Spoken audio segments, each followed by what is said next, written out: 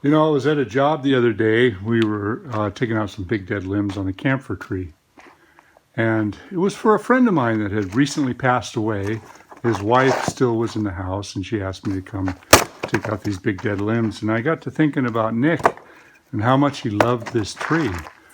So I ended up saving the firewood, and I brought it home.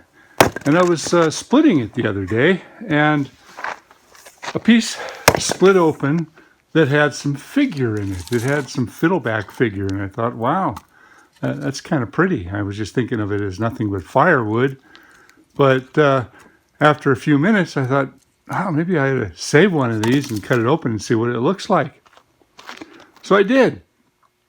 I took this small piece of firewood and I split it as straight and as level as I could on one side. And then I took it to my vise, and I've got a really nice big vise that allows me to use the hand planes. And I used a great big slick first to take off the high points. I got it down as low as, or as flat as I possibly could. And then I used a piece of tape. And the tape was kind of an interesting afterthought because it's really hard to mark the outside of a piece of firewood. You can't really draw a pencil line on it or even a white pencil line. So I stretched a piece of tape on there, and it gave me sort of a visual where, you know, the straight cut would be. And I lined it up on my bandsaw, and sure enough, it came out pretty darn straight. I was really blown away by how, you know, much of a right angle I got out of it. It was beautiful. So then after I got that all squared up, I took it back to the bandsaw. I had to cut off a few edges first to make it fit. I just used my small bandsaw for this. And lo and behold, I cut off a couple of pieces that were about 3/8 of an inch thick because I was thinking, what could I do with it?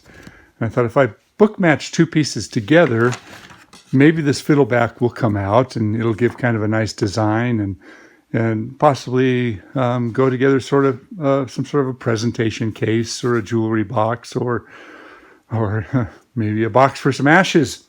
Who knows? So anyway, long and the short of it, let me show you what I did here.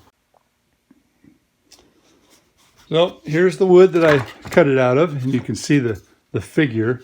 It's much more noticeable in the light. But once you start cutting into it, that figure pretty much goes away. You don't really see it. But if you know in the back of your mind that there's figure in there, then you can bring it back up. So this wood came from a dead part of the tree, so it's not quite dry. It's still got a little bit of aging and curing to do. So I wanted to see if it was worthwhile, so I took it to, like I said, to the bandsaw, cleaned it up, ran a hand plane over it yesterday, and you can see it has moved just a little bit overnight. And it will, because this piece of wood's going to have a tendency to open up. So ultimately, I'm going to end up pulling a straight edge at the very end with a hand plane before I glue these two together. But I really wanted to see what I was getting myself into. I wanted to see if it was worth the effort. So naphtha is a pretty interesting way of seeing what's going to happen to a piece of wood because it dries completely oil-free, and you'll still be able to do whatever you want to do it. But by putting the naphtha on here, what it does is it shows you what you're ultimately going to end up with the piece, what it's going to look like when it's finished. And I think that's pretty spectacular. And all of a sudden, the fiddleback starts to come back, even more so over here. So it's almost a chevron pattern. What's interesting is these were cut from the same piece, and there is a bit of a disparity from here to here. That is the color change that you see from the loss of the wood in the kerf of the cut. So let's take a look at the other side of the board. If this was the inside of the jewelry box, got to remember now that there is a significant disparity in color. So this doesn't look very good at all. So just note the difference on this side where there's a bandsaw thickness of wood taken out. And it changes quite a bit, but you can still see a lot of similarity. That's right. Which leads me to the topic of veneers. Now, a veneer is sliced with a knife. And because it's a knife cut, the similarity in grain patterns and matching is so much closer than you can possibly get with a bandsaw.